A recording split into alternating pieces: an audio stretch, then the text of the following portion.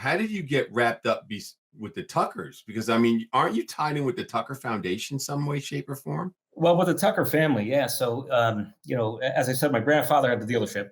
So Tucker was always kind of like, part of our family history or, family story. Right.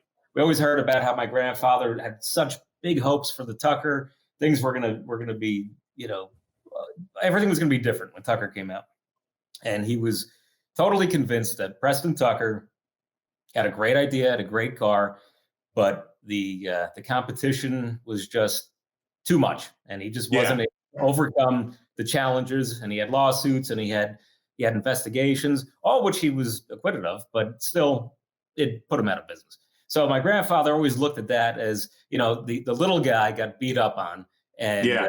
and that's why it failed. So he had a love for the car, and he had a love for the history and the story, and so in around 99-ish or 98, something like that, my father and myself, we decided that we were going to make our own Tucker. We can't afford to buy him one, but No. you know, we only made 50. There's 47 still in existence, and they're all, in museums or collections. So it's not like you're going to go and get lucky and find one out in a field somewhere. That's not going to happen. So we decided to, make our own. So we had a really good friend at the time. He's gone now, Chick DiLorenzo, and he had Tucker number 51, which would have been the next car on the assembly line. Really? Yeah, so he had parts, and he had resources, and he was just a really sharp guy. So we got together, and we contributed all of our efforts and talents and resources, and we made a car, and we made a car for my grandfather. So with that, we bonded a friendship with John Tucker. Sean and Mike are John's sons, and they are the grandsons of Preston Tucker. So, Got you.